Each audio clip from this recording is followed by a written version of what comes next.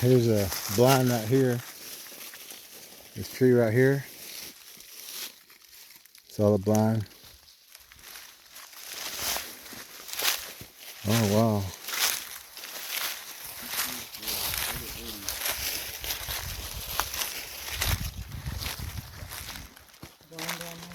Blind down there with that tree. Right there, yeah.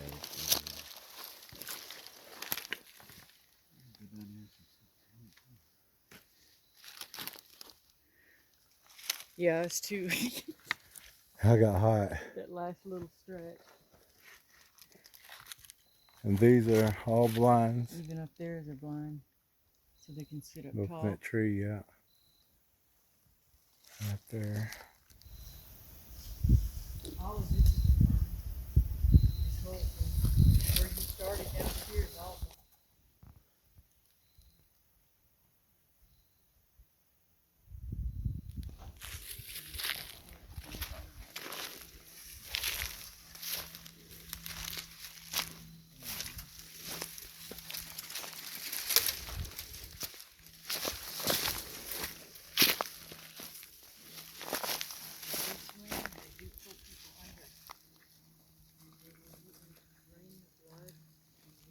Because they can always come back and get it if nobody's close to the road, so you can always hear the log trucks.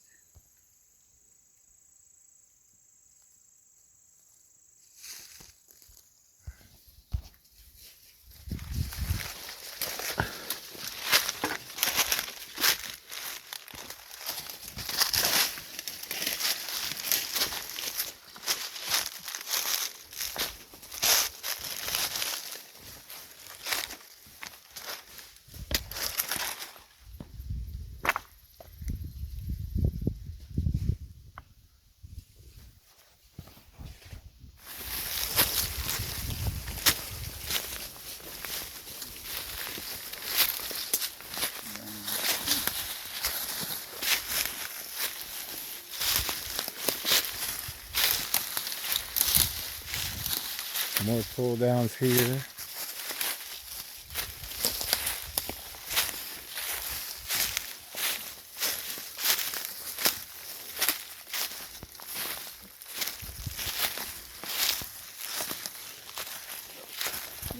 For Bigfoot signs everywhere now.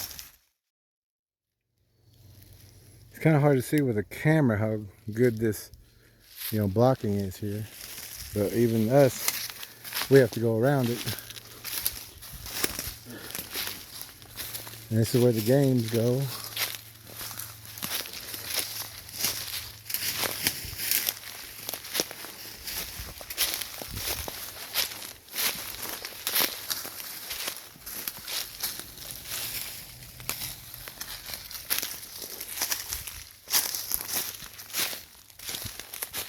There's a big bow. And right there is where they have the fence pushed down. So that's the path, right? Because we just crossed over a barbed wire fence. Yeah. Look at this bow. Because they've got a path right Then you here. got the stick there. And see how the stick is holding the bow down? Yeah. Right at the tip. You're going to find that with every one of them. This is a good bow. As far as they go, we hate to give them Yeah, credit, but some of them impress us. We hate to give them credit. But we've taken some of them home and cleaned them up. Cleaned them and debarked them and polished them for teaching tools. You're gonna, yeah, just to hold it down. Just placed up in there. Yeah, more of a blind. Let's see this.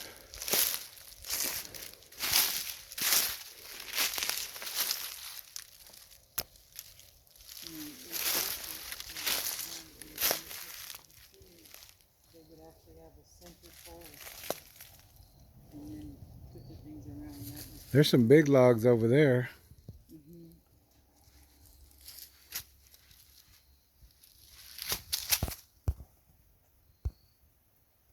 Seen them pull it down and put like a locking pin to hold things down. East Texas, I think that was the most elaborate.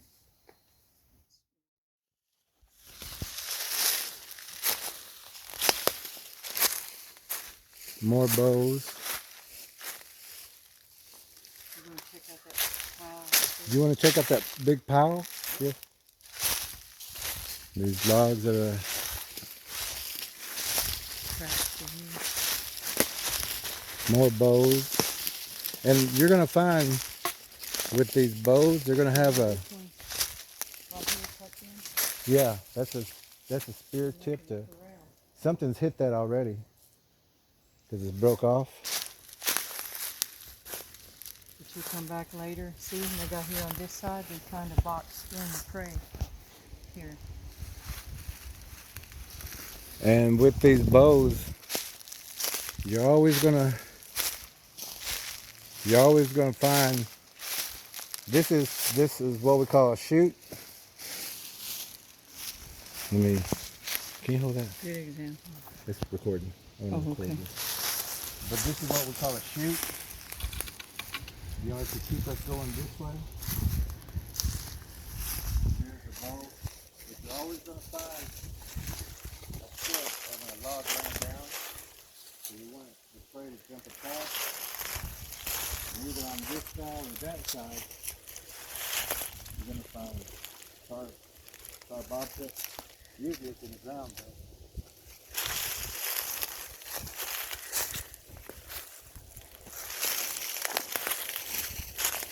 And this may have been laying up like that. As you can see, a whole bunch of disturbing tubers. That's a fresh break right there. That's a fresh one right here.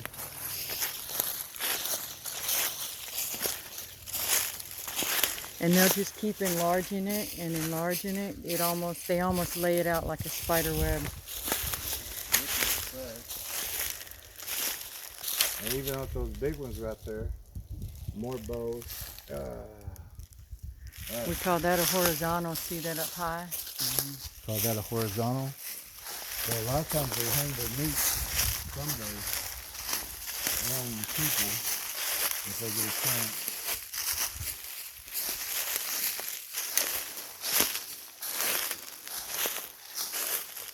And this bow from that, That's a fresh one also. that's the place. Supposed to be like this. I bet it was like that. But it came up. See, that's just stuck up there. That's horizontal. This tree shouldn't be bent over right here. It shouldn't be bent that way.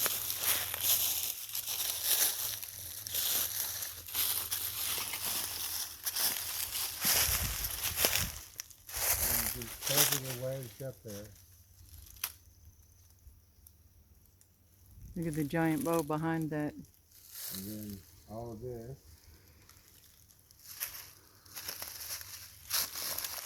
And there are all the colors of all this. Look right in the center of that where they can snooze. Wait.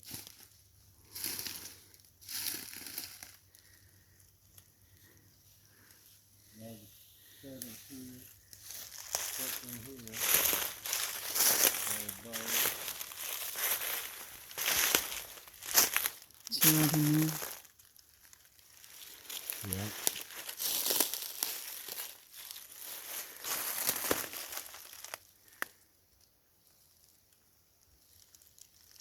Wow, but we find them every now and then. We found one that was how many feet? 30 foot bamboo. Oh, yeah, yeah. That was up at Buffalo Mountain, which is right there here.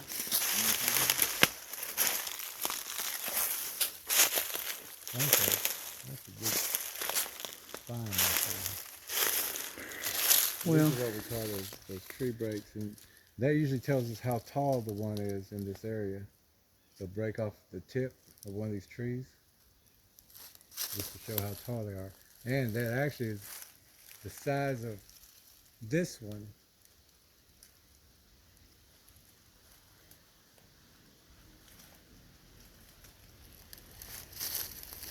And that's a big bow right there. And that's a tree break right there.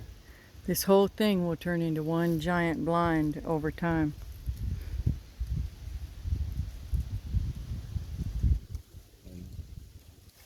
This Pull is how down a back tree is there. supposed to grow, straight up. And those are all bent and bowed over.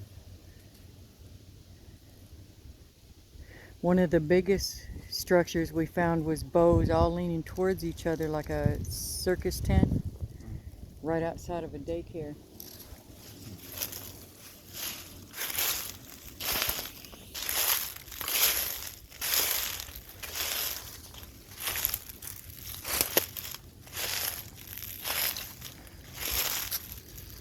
This is a twist down. The base of those trees, they use that as a blind too. The roots.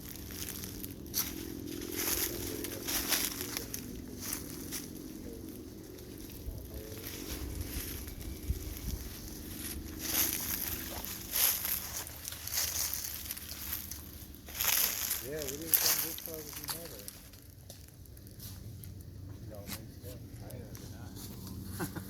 I ain't been out here.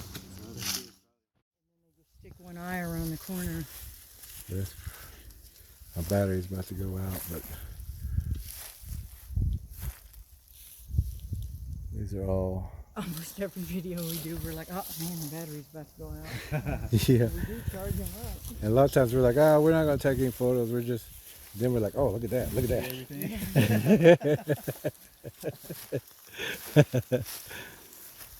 I do want to come back and get that big one tomorrow.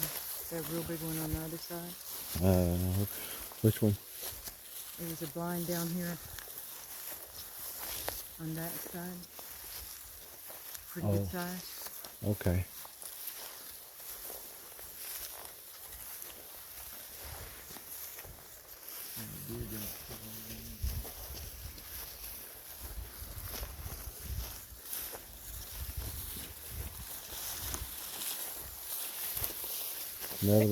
Another one right there, another blind.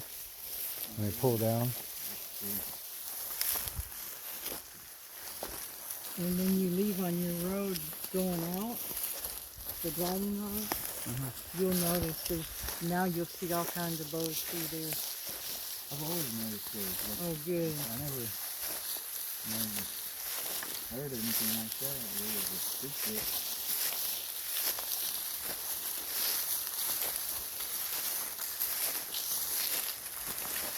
There's more than there were when we were here a few months ago. Yeah. All blinds. All blinds. And we just call these pull downs because they just pull them down and use them as a blind or a block to not be seen. But there's a lot here.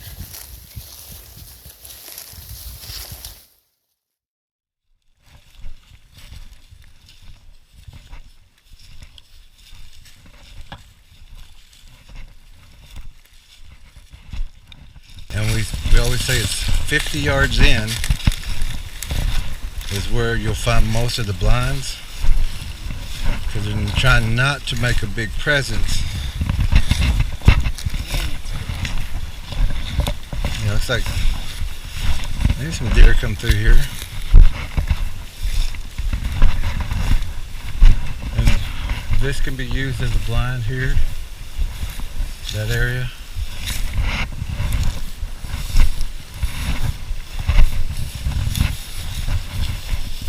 And this was used as one because of these are bent over, leaning.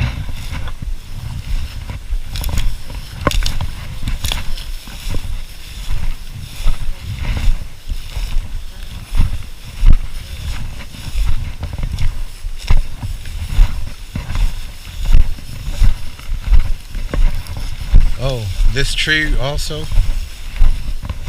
Just show you this one tree right here. See how it's bent right there? They use those as blinds, so I would say down below there is where they set, because the tip of that tree would be hanging down like that. So they would be down there watching the river.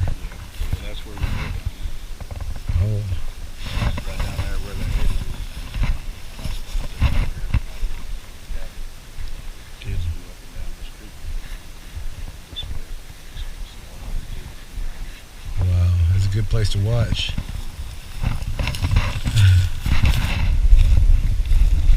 And this is also what we call an X marker. See how it's kind of X'd in? Yeah, it's more of a, and this one right here also, bent down. Yes, it's for other Bigfoots to not come through there, but it's also to let people who know that this is a hunting area for them. For a certain group.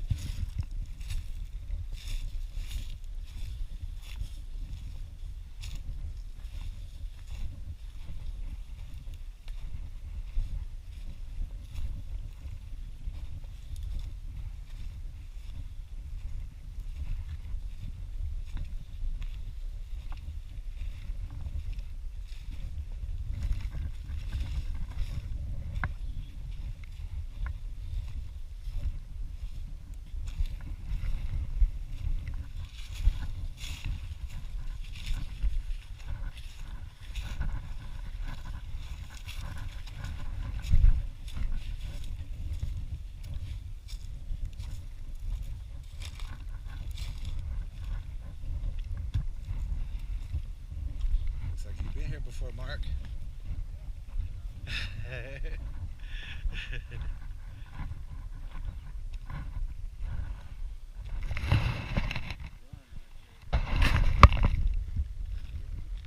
Yeah, looks like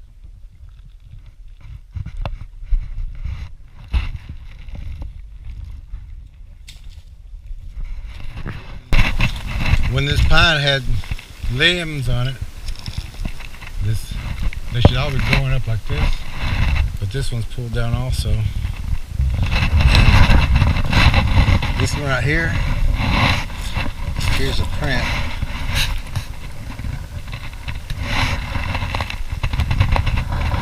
There's also a deer through here.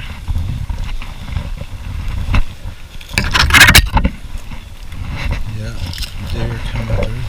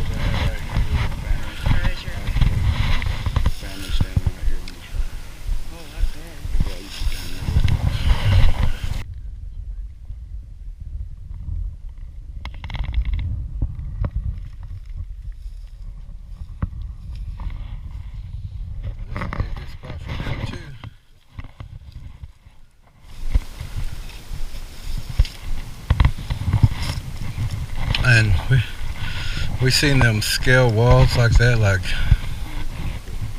nothing.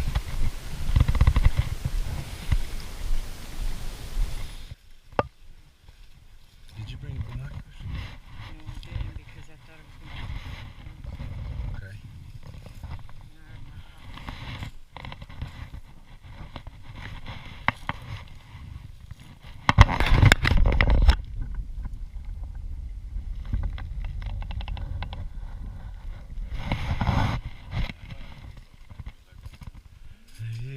He said, sure, I'll take you up there. Yeah, give me 5 minutes. Yeah, all those dark images around that line, we look at those because they like to watch the fields and wait for deer to come by. And they can outrun a deer. I mean, they can run up to at least 55 miles per hour. I think deer go at least 40, 45, something at top speed. And So from here you would see the embankment lines across on the other side, and from over there you could see them easier from here. yeah, You could see the ones on this side. if they know you come up here, they're not gonna build one here. It's gonna be across the way or a little bit downstream. But if they know that you can't get down there, they'll be down at the base. What do they call them? It's stink. Yeah, they have like 5 major smells. Sometimes they smell like a fresh pine forest, Where it And- shouldn't be. and sometimes there's no smell. Then there's that stink and skunky smell. Wet dog, urine, feces, everything gross rolled into one. Dead Tarantula, dead snake smell. bump, Kind of like a city dump.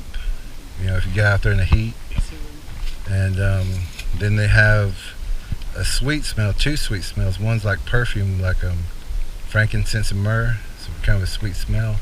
And some of them even smell like candy or something sweet. Like some people said Skittles, kind of that kind of smell.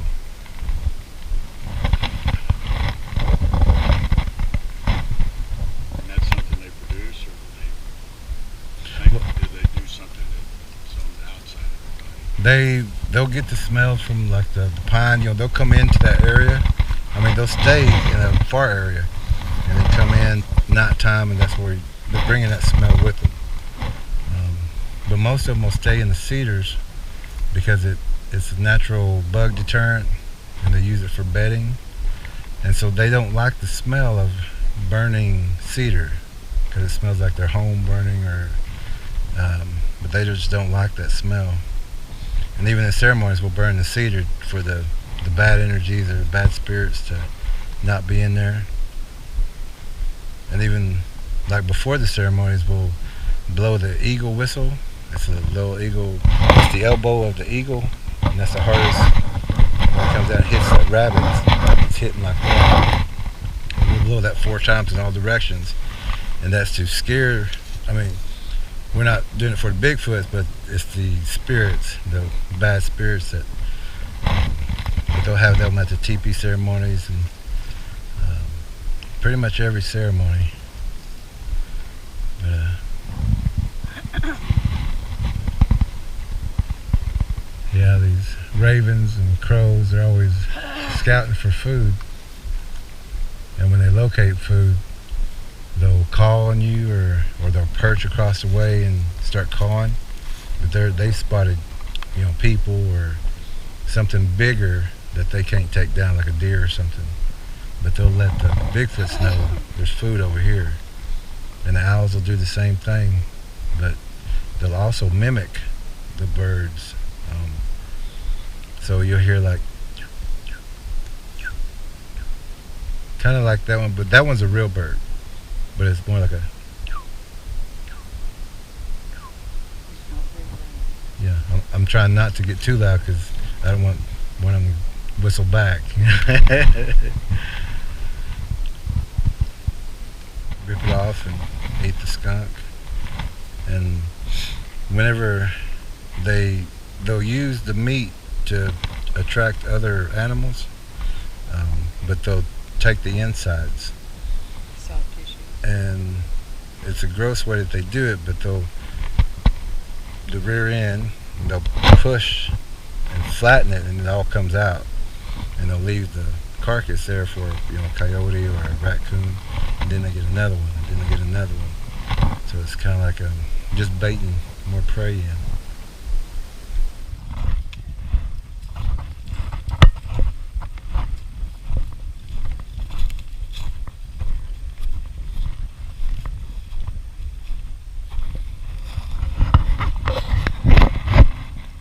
Mucho plumas.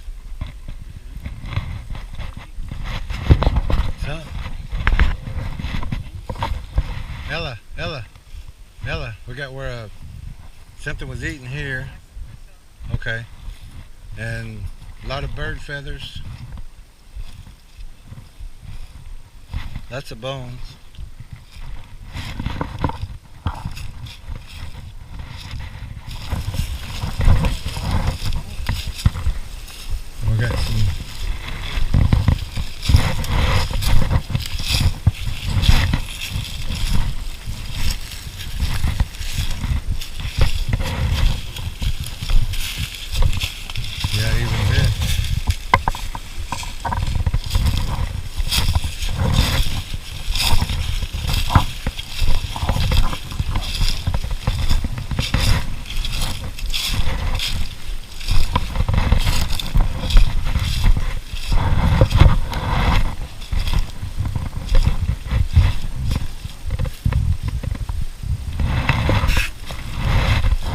Maybe we can go like at an angle about 50 and go in that way. Yeah, we'll cut just a little bit deeper in and then go straight up. But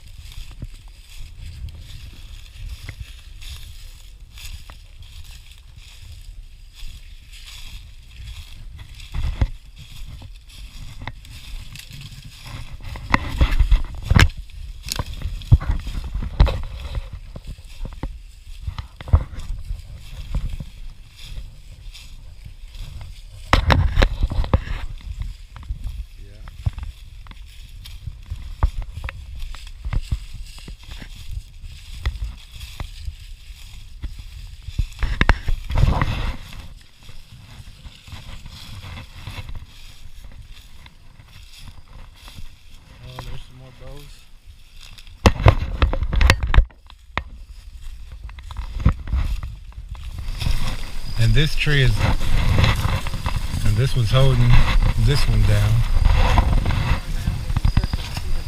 That was bowed. That one's bowed. And that one's being held down by that other tree.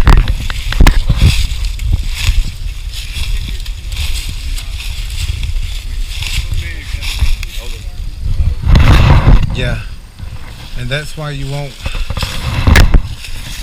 like they walk like a man, but then they'll drop the force, so their trail. Yeah, let's go to that one right there on the left, that big one. Here's another bowed tree. Yeah, it sure is. But they'll sit back there. There must be a game trail or something through here. Oh, wow.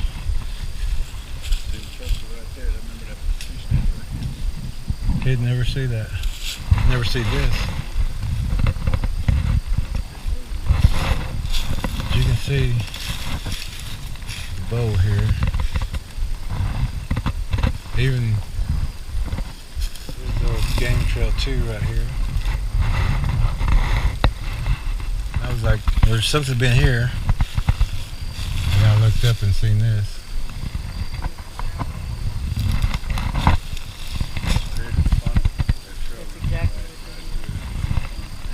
Straight up here. Straight up here you have this bowed tree and it's like a tree break.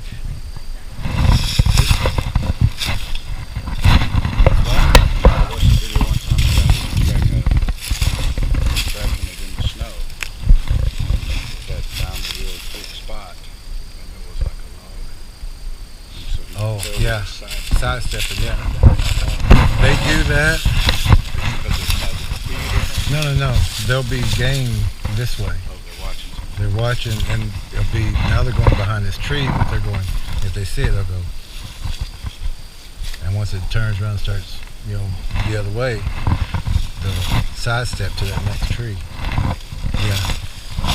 Like these trees right here, all these, all bows.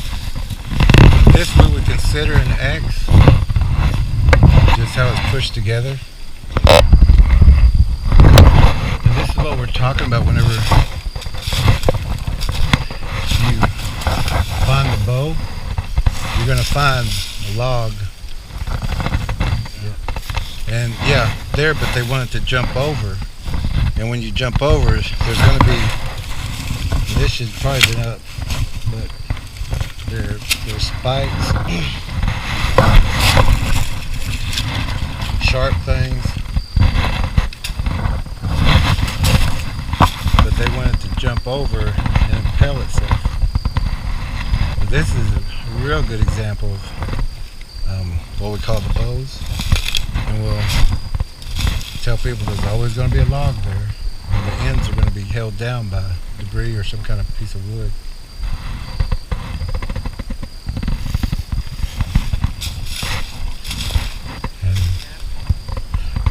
say we go across because there's a big blind. There's a big blind on that side.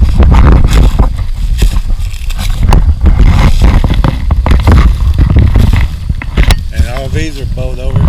And right there is a great blind. This one is for that guy.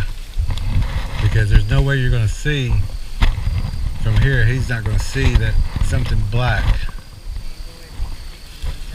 And you're going to find all this. And there's a big one. We'll go down a little further.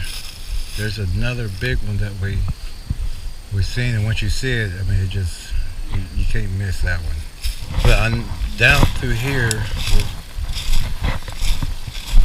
find more, and they're going to be around these game trails like this. Oh yeah, that one too. You're right. And like they'll go to all fours, but this is the game trail. This is the hiding spot. They're letting the deer come through, and then they'll shoot out this way. Leaving this right here, so I'll pull down, and this one's pulled over. Yeah, we got one on video. It took us 2.5 hours before it moved, and we sat there for 2.5 hours. Right here. And look at that. Yeah, that's right here.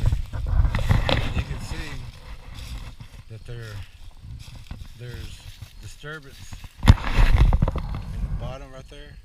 Behind that, that's the game trail where you're on. So they're going to be behind there. And once it comes through, they're going to shoot off out that way.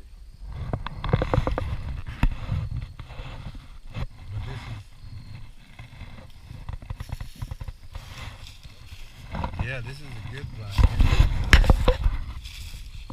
Yeah, those are, yeah. That's a good one. Or that we're looking at them. And also, like today, whenever we was pointing at some dark shadows, Mark was saying, you know, do they know that we're looking? And that they do know, so what we'll do is, you know, then we will like point it over here, and then we point it over here, but that was just to not let them know that we're pinpointing on them. But we did find a lot of trees that they use as blinds. They'll break trees short from the ground, probably about this high. They'll break it and lay it over, but you're gonna find a bowed tree in there. And you'll hopefully if you got time, Mark can show you a couple, because he knows exactly where they're at, and AC knows exactly where they're at. And even just walking down to the pasture here, you're going to walk under a big bow. It's all the way across the road. You can't miss it. And then if you do get to go down to the pasture, you're going to see what we're talking about as far as the pull downs and the blinds. And we got behind the couple just to show that how easy it is to hide in those things. But they're all around the pasture area. That big horizontal is at the very end of the small inlet area of the pasture. It's down there. And they are attracted to human voices and the sounds of children, so they will be they will take your pets if you leave them outside. Any kind of food that you leave outside, they're coming in to eat. Like we used to throw scraps out into the forest, and that's just feeding them. They'll come in, they'll take your dog food, Your trash. they'll take your trash and go through it. Some of them will take it into the forest, so you'll find trash in the forest. But they're just looking for any kind of food that they can get. If you have a good supply of animals, deer, hog, and things like that, they're not a real danger to people. But when they run out of food, that's whenever they start coming in looking for pets and people. Love is the biggest protection that we all have, because when you love somebody, your child is not outside by itself. your pet is not outside by itself. You're not yelling at your child. And whenever they hear the yelling, they know that, this child may not be missed. Or if you're upset with the dog, they're like, well, maybe that dog won't be missed. Or if you have more cats or dogs, if you have like 4, you may pet your favorite dog. They're going to see the one that's not petted, and they're going to wait for that one, and they're going to take that one. So those will be the ones that disappeared. But they're going to continue, if that food supply, to come in and take them one at a time. But they'll always try to leave you one, kind of like Noah's Ark. They always try to leave you one. Same thing with the rabbits and the squirrels. They don't want to cause you to be nervous, so they'll leave a rabbit, they'll leave a pair of squirrels, just so you think that everything's still normal. But also, when deer are close to your home or deer are in town, that's abnormal, because deer have all this place, all the food, but when they come up to your lots, they're looking for protection. They would rather be around a human than out there with these things that can run them down and who are setting traps for them. But these things, they are real. My family is actually having a family reunion right now. And I left them today and told them we was coming here. But for the last 2 days, I've been taking our youth out, our young ones, and showing them what to look for, the breaks, the trees. And they've already been taking pictures and finding all the blinds and the pull downs. It's not hard to identify these. I mean, the trees grow up, but if they're bending down, and that's abnormal. Joyce asked us to come out and look around, just to show a couple of people here to identify what we did whenever we was here with Joyce a few months ago. She asked us to come back when your family was here, and we told her we would, and we met AC the other day or yesterday, and we went out and got to meet or talk with AC and showed him what we was talking about. But we let AC know that this is what we're going to find before we even got there. So when we walked around, we're like, there it is, there it is, there it is, there it is. So it's not like we were lucky to find them. We knew exactly where they were going to be, because we've been doing this for so long that It's the same pattern it's over the and same over. pattern. Every state. We've got trackers in Australia and Canada that we've taught. We have an online tracking course, and they're reporting and they're showing the same breaks, the pull downs.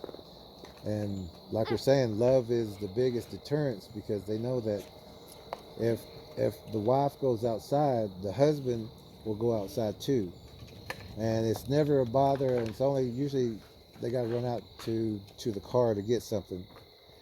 But the Bigfoots see if they go out alone, but if the husband goes out or the boyfriend goes out with the wife or the girlfriend, they know that's a hard target to get. They would rather go to your neighbors and find the ones who are just letting the family member go out by themselves. So just being out there with your child, or even your cousins or nephews or nieces, that's still showing love, and the Bigfoots can't get in or move in because there's another person who's watching the tree line, or watching for disturbances or things like that, and they know that's a hard target, so they choose to go find an easy target. Just like human predators want isolated people. Yeah. Do you But- think they're multi-dimensional? Well, they can. What we call multidimensional for us is the Right. translucency. Yeah.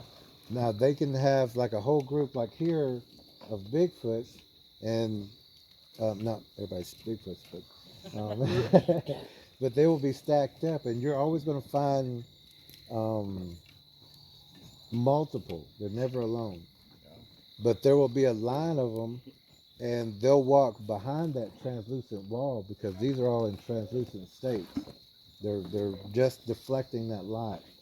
So to us, it looks like they've disappeared or walked into a portal, but all they did was walk behind that line of them. And people will, if they lose a track, like all of our trackers, if they lose a track, we have to look at the trees because they will climb and go tree to tree just to try to lose us. And some of them have wings, so some of them will just fly. And they can jump up to 50 feet. And they can jump over ravines. So if you lose the track here, you don't see the other one, go out at least 50 feet. Keep looking for it. You'll find that other one. But they'll also go to all fours like an animal, like a panther, and then it's weight distribution. So now there's no more heavy tracks. Now it's like if we go to all fours, we can lessen our weight on each foot and each hand. But It's they like a can do catwalk. fingertips and toes. Yeah. But we can answer some questions too if y'all have about that. Yeah. And also that book has got all of this information in that. And yeah, When I and seen it go for $20, I was like, whoa, this guy just made a deal. Y'all do like any work like that person up at Idaho State who has a program up there? What do they do? He has a Bigfoot section. Is it like a company or? No, it's through the college, Idaho State. Oh, We don't know those about guys don't know anything. That book, if you was to read that book, you would know more than all of those guys. Okay, I just asking. Oh, no, I mean, No, we're just saying that because of the misinformation. yeah, everything on TV, everything that we've heard so far and on other channels and on in groups and Well, what part at of the Georgia that seminars. you know, or all parts of Georgia? All parts. Because most of them, you know, like the mountainous part and the forest part is mainly up in the northern part. That's what I was. But it'll be the Yeah. same patterns. We've got a tracker in North Georgia. They'll also they go underground, and I don't think we talked about embankment blinds. But in North Georgia right now, there's a lot of missing people. What we call water spirits, and that's also in the book. But they look just like the water in that watery haze looks, and they will pull people down and hold them underneath water.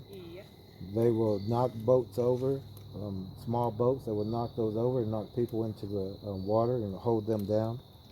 But they only need an inch of water to drown somebody because they're so strong, nobody's going to get up from that. But if you read the reports, it's like there was 2 or 3 swimming and just one just went under. And they'll hold them under, but to find them, they take them to the very center of the lake or the very center of the pond, and they put wood or rocks on them to hold them down. So if anybody ever comes up missing in the water situation, that's where you'd look for them. But also when they drown somebody, they'll drink the blood. So you'll find puncture wounds underneath the right arm or the right leg where that vein comes up. You'll find that and we've had one of the trackers, luckily there was a it was bad that the drowning happened, but it's lucky that our tracker was there who knew the family and had the family ask for blood loss. And it came back that the body didn't have any blood in it. The body was there, but the blood was gone. So they will drink the blood and leave that body there, but if nobody comes to look for it, that's also food for them, and they'll take that body too. They want the human DNA. Yeah. The only human in them is stolen human. God didn't create them. They're from fallen angel bloodline Yeah, just like in the Bible, they talk about the fallen angels. that made all these different cryptids and chimera, and people think that they all look like Harry and the Hendersons, but the Mothman, the Lizard Man, they're getting the attributes and piecing them together like Frankenstein's monster. They can bind like that, but not not perfectly, like God's creation Yeah. is perfect. God's creation is proportional and beautiful and artistic, but these things are not. They're hideous. They're patched together, and then they have a binding DNA that comes from that creature that lets a species mix. This is why in the Bible it says, as in the days of Noah, and also after that, there was giants in those days and all these other creatures that he had to flood. And he was so specific about each pair of animals after their own kind, which means not infected with these other wrong bloodlines that shouldn't be there. It's the same. It's still going on. It's still happening. And then you add in the mad scientists and the military that wants to weaponize these things. So there's other things happening too. All the DNA mixing from the beginning until now with what humans have added. It's all going on, and these are the things that people are seeing. There's a woman named Melba Ketchum, and you can Google her name, and she's done the DNA study on these, and she's been ridiculed, and the scientific community has she's basically no good anymore. They don't give her any jobs anymore. But she's done the DNA study on these from multiple DNA samples, and she'll tell you that there's bird DNA, there's fish DNA, there's bits and pieces of human, but it doesn't have a human sequence. So this is a creature, and she'll even call it a creature. She'll say it's put together, but it's not human, it's not us. So these things have multiple DNA in one body. But she's not understanding. She's thinking it's just diverged from the Like an from the evolvement or human. something Yeah, like like it's evolved. Well, there is an evolution of these unnatural things, but then there's also God's creation, and so Well, a couple both of them things have are found happening. That the areas that they have been, they've got DNA, and it comes back to some are primate related. So And some have this and some have that, and so Yeah, right, that's and what it's I'm all saying. broken. Yeah, they have multiple- So those multiple- actually And that have could primate, been, we have you to know. look at what's in the food supply. Is there a zoo in that area? Where did this primate DNA come from? yeah, well, I was saying that some of them have been like in I want to say the higher mountains, like in the country. I'm trying to think of the other country. Like a It's Yeti? been like the Himalayas, where that like they like the Yeti there, where they've taken samples out of the water, which no other animals are around there, but they do get that sample. Mm-hmm. So I don't know. And Yeah, there's also all these things go back to the same labs at the top, and so they're going to get the answers that are allowed. They're going to be. It's only like they'll get these results, and then they'll send them, like in Melba's cage, and the report that comes back, that's going to be what the people at that top lab are told to say. Yeah, because even the universities, they're monitored. Yeah, they don't only- know. They think they're getting the correct answer. And they only allow what they're allowed to put out. Even the woman that had to shoot the one in Alabama, her brother had a game ranger friend he'd grown up with, and he didn't listen to her about not calling the game ranger, and he did because he could trust him. The men in black, the unspecified military, and they came, they collected everything that they could that was there, and they threatened them to say that it was a bear attack. The brother buckled, and he buckled under the pressure of them. She didn't. She said, I answer to a higher power. I know that's not a bear. You know that's not a bear, and they're attacking our neighbors. They tried to attack my niece, Well, do you think my that great has niece. anything with DNA research? Like you're saying, the government came and Absolutely. Absolutely, that. they have it. Oh, yeah. You're being There's- lied to on these shows that tell you there's no evidence, no bodies. They collect them.